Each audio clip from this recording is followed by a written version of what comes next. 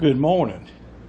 It is dark 30 outside, as you can see, and it's time for another video on the Luderco Arms channel. So, as you might have seen from the last video or two, we got hit by Hurricane Helene down here, and so we are going to do a tool review on this. Now this is a Dewalt, part number's right there. It's a DCCS620 20V max chainsaw. So this thing has got a little 12-inch bar on it. It is a brushless motor, and so the reason I have this saw is right after the hurricane, I spent the first 3 days. So the hurricane hit on a Friday morning, so that Friday, Saturday and Sunday I spent running a chainsaw all day. And by running a chainsaw all day, I mean this. Now this is my probably 15-year-old Husqvarna 455 Rancher, and I have nothing but good things to say about that saw. It is outstanding. I have owned it through a couple of ice storms.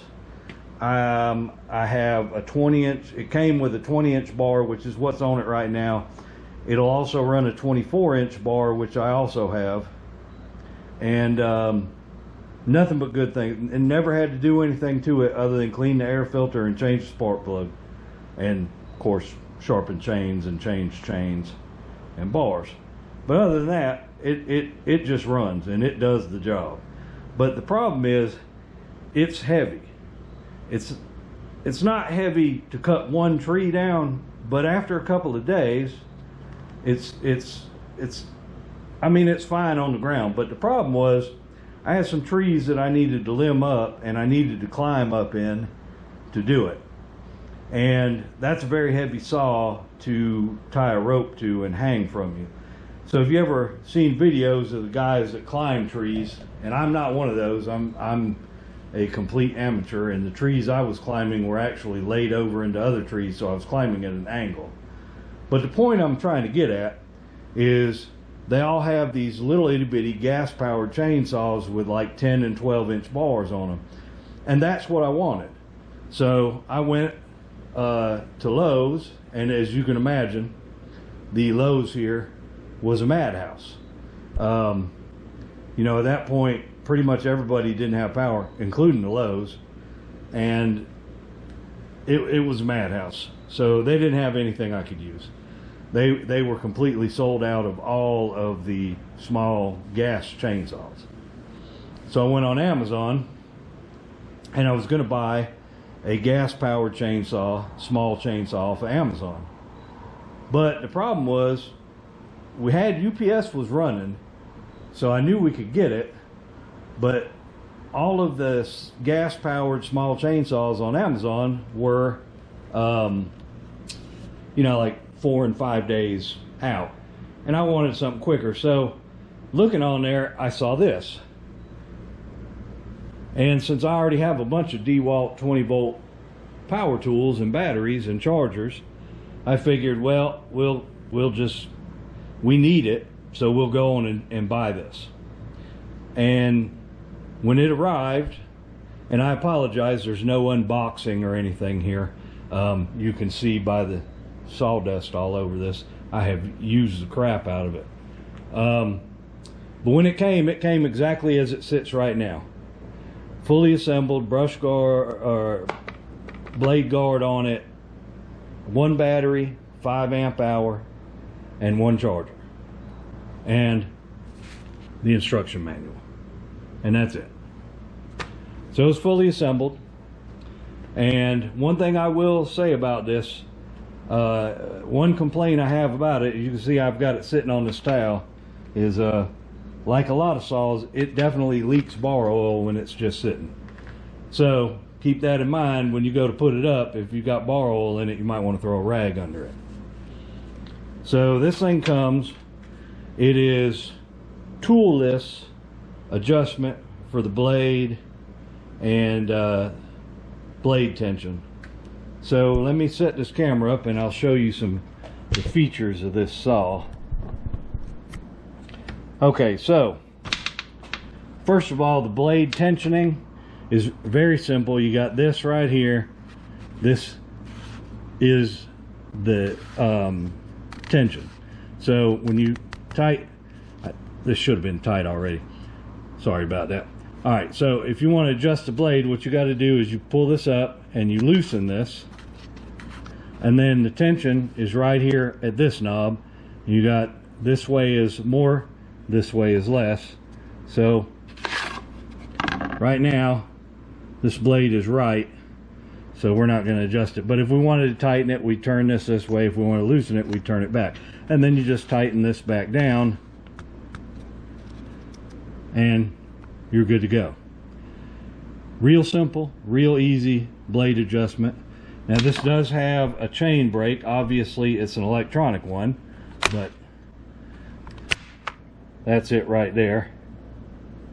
Of course you got your battery that comes with it, and it's a standard Dewalt 5 amp hour battery. It's got the little lights on it that tell you if it's charged up or not, which this one is not. Let me grab another battery real quick.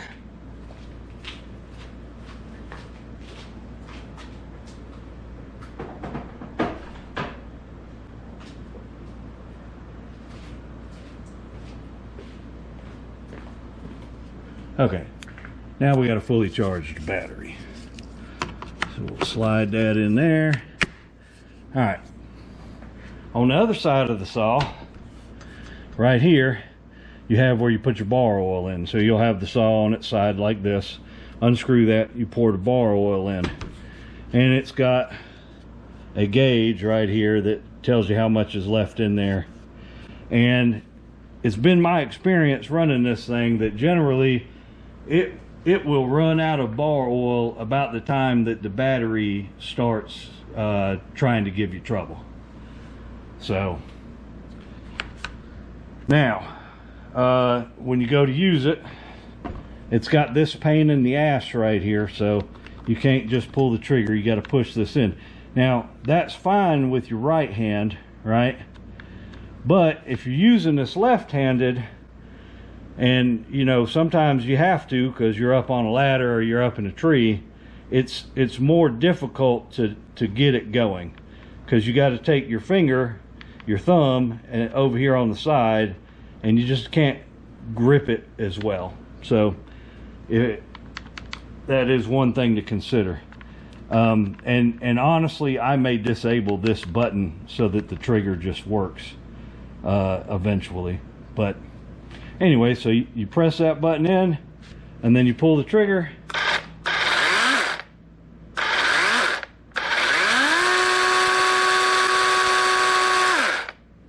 So as you can see right there, there's the main drawback to this little saw is that it just doesn't spin up and spin as fast as a gas powered saw. So it's not quite a replacement for a gas powered saw, but I didn't intend for it to be. Like I said, I wanted something that was light that I could climb up a tree with, and also, you know, use to limb trees and stuff, where I, you know, this is a lot lighter than that big Husqvarna. So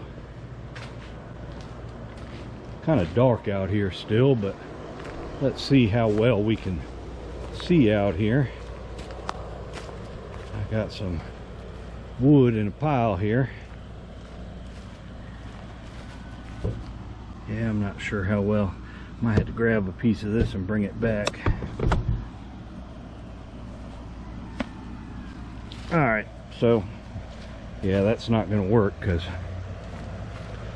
a little dark yet.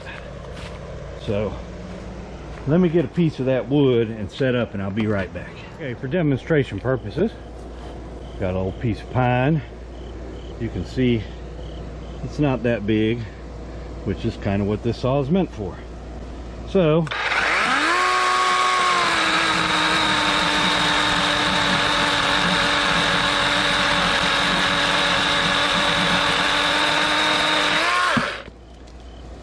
now I'm not putting any pressure downward on that. That's just the weight of the saw carrying it through.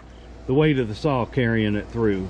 You can stall this thing out pretty easy. So you gotta run it a little bit different. When you go to cut, you don't want to put the saw against the wood. You want to let it rev up first before you go.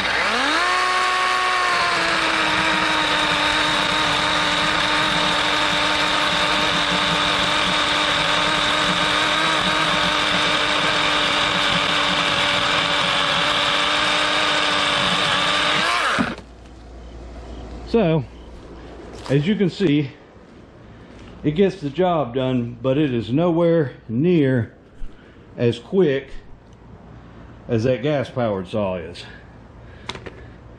So, you got to be aware of that. But if you use it properly, you let it rev up before you cut, it'll make it's a good enough, especially for the price, because this thing was not, it wasn't super expensive. I think it was only $200 and change on Amazon. And like I said, when I went to buy a saw, I wanted a gas powered saw about that same size, 10-12 inch bar, but there weren't any available that, well, there were plenty of them available, but they weren't shipping fast enough for what I needed. So I went ahead and bought that battery one because it said 2-day shipping, and it was in fact 2-day shipping, so it got here quick. So that's how I ended up with it.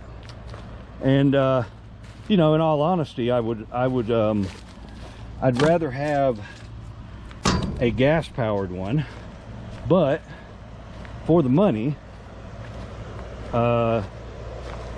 and you know, the time, because I needed it, and then I didn't need to wait on it. It was a good solution, and it's handy. I mean, you don't have to put gas in it. It runs, and the batteries charge in about an hour. And like I said, I have so many of those Dewalt tools already. I've got plenty of batteries, so I could pretty much run this saw continuously and charge batteries and never worry about it. If you don't have Dewalt tools already and have batteries and chargers already, then and you bought this, then you would probably want to go ahead and purchase an extra battery with it. That way you wouldn't have to wait. You wouldn't have to stop work to wait for the batteries to charge. Not a problem for me because I have plenty. So overall, I would say not terrible. Definitely worth the small amount of money it cost, and will be useful past this hurricane cleanup. So yeah, not bad at all. Not bad at all. And I can also tell you that I dropped this thing out of the top of a tree while I was up there, and it hit the ground and the battery came off of it, but I put the battery back on, and yeah, it was fine. No damage whatsoever. Ran fine, so no problem there. And I bought a couple of extra chains for it. Now this thing, the chain on it suffers, but you know, it's the same with these Husky chains too. They don't seem to bite like the older chains did. And believe it or not, I've noticed that if you buy the replacement Amazon chains, you know, the Chinese ones, they seem to bite a lot harder. And I believe what it is, I think the rakes aren't quite as tall, which on one hand gives you more chance of kickback. But if you know how to run a saw, then it's not that big a deal. So yep, that is the Dewalt DCCS, that's Delta Charlie Charlie Sierra 620 20V max cordless chainsaw. And I'm not sure if I mentioned it, but the bar is 12 inches. So, and replacement chains are available, easy to get. So hopefully that's helped y'all, somebody out, giving you an idea what you get if you buy one of these things. Like I said, it is it's better than I thought it was going to be, but again, it's not quite a gas. I mean, a gas one is going to do more work, period. But if you don't have all that much work to do, this thing right here is cheaper. It's in the long term, you're probably not going to have to, you're not going to have to worry about your gas going bad. You don't have to mix gas and oil. So there are some advantages to it. It doesn't spin up fast as a gas chainsaw does, but it's only a 12-inch bar, so it's not like you're going to be cutting massive trees down with it. So hopefully this helped somebody out, and appreciate y'all watching. And hopefully we can get back to doing some car and gun videos here pretty quick. We're getting there on the cleanup. So y'all have a good one. We'll see you in the next video.